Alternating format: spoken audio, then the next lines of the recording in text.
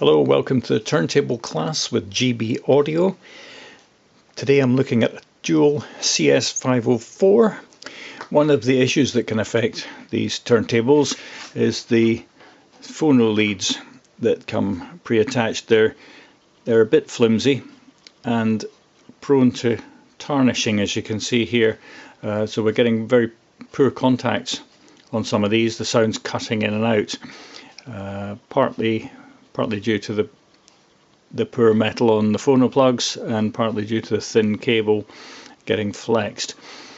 So we're going to change this whole phono lead.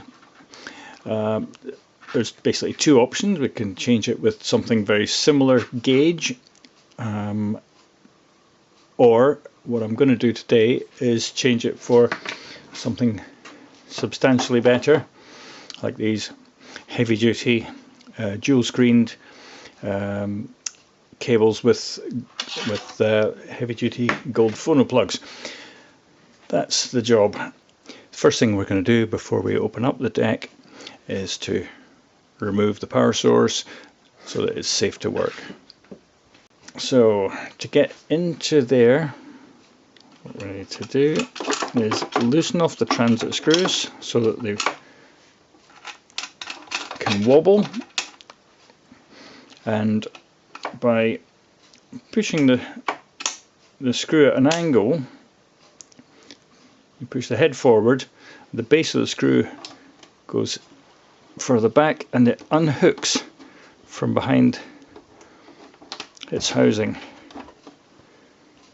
You can just see down here there's a little piece of the plinth where these transit screws hook under.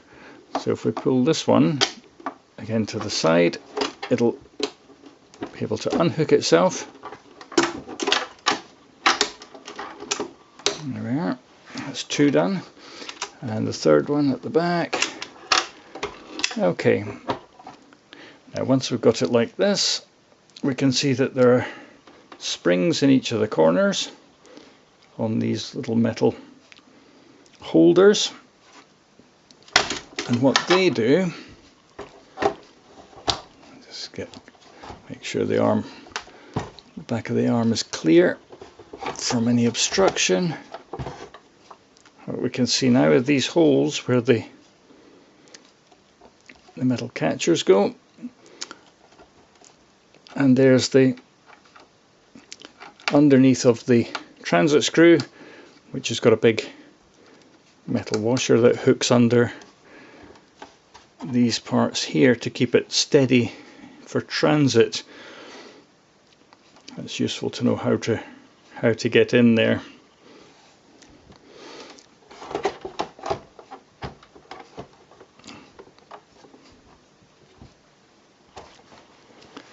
So we need to get into here. These are the output phono leads.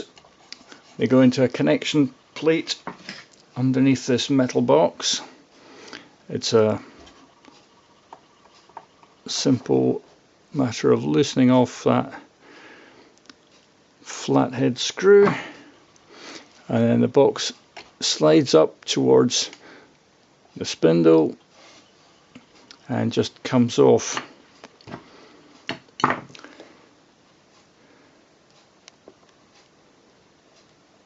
Okay, I'm just going to zoom in here a bit so we can see what's going on.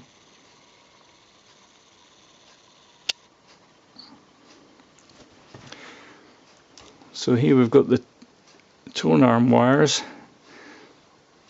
taped in, and they come up onto this connection block, and then the output wires are on the other side of it.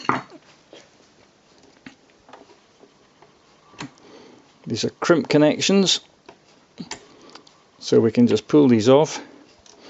At this end it's the white one, then the screen, so that's the left channel, and then the other one's the red, that's the right channel, and it's screen. So red and white at opposite ends, and their relative screens beside them. So now with the crimp connectors removed. I just need to loosen off this saddle clip.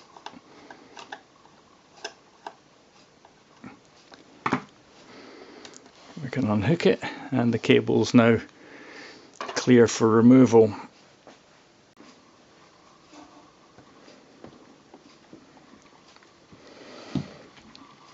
On the back here we can see, or we can actually see the spring arrangement for the Perspex lid that I was adjusting earlier. You can see how that transfers down from the top adjusters to tighten up the spring. This is where we're going here. The mains lead we don't want to touch, but this one is the signal output lead, and the single cable is the earth bond for the chassis. Now the cable we're putting on, as you'll see, is much fatter, so it's not going to go through this little gland. So what I'm going to do is put a new gland through the plastic back wall here. I'm going to use a step drill, and I've pre-marked this for the correct hole cutout. I'm going to go right in the middle of, in terms of height.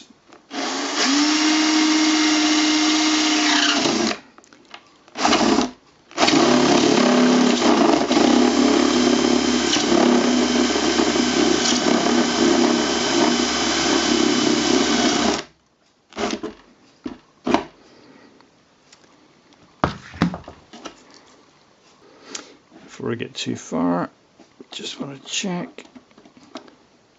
Okay, it is the next step. Always better to check one before.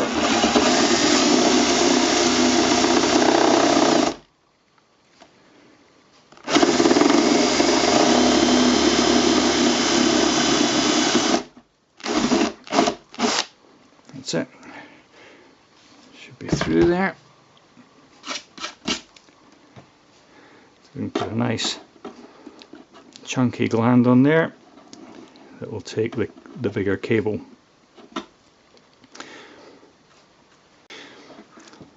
So I could remove the gland here, but that's extra work. What I'm going to do, because we don't need to use the same gland, I'm just going to snip off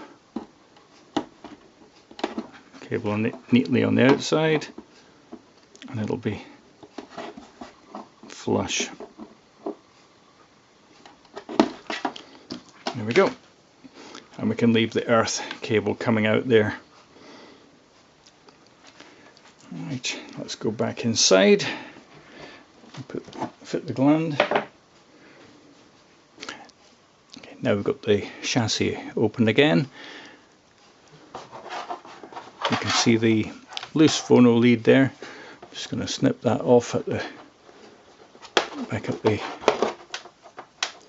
gland. Don't want that getting in the way.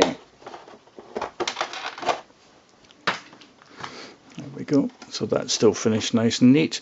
And there's our new hole for the cable gland. Now we can feed out the phono lead.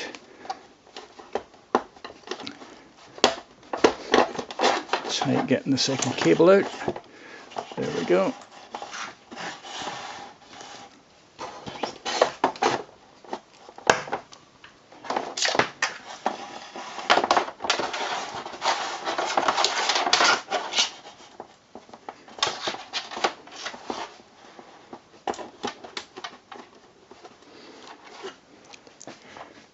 You may notice here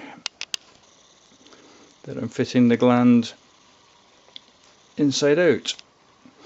The large tightening piece I'm putting on the inside so that it doesn't stick out too far at the back in case the deck's close to a wall, for example. It gives the cable a bit more space to turn around without being bent sharply.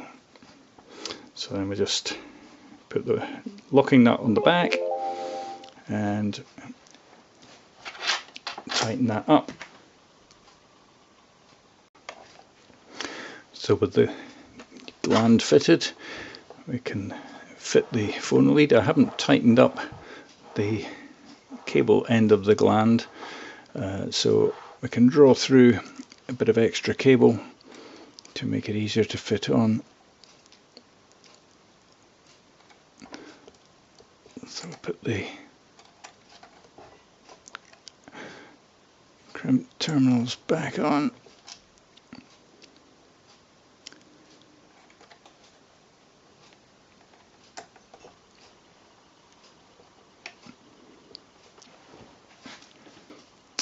Here we've got our crimped terminals on. The old metal cover isn't going to fit over these cables directly, so I'm just going to bend this back wall away. It's just thin metal.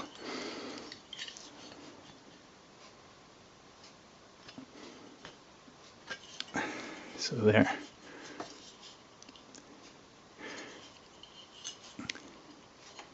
This will now hook on.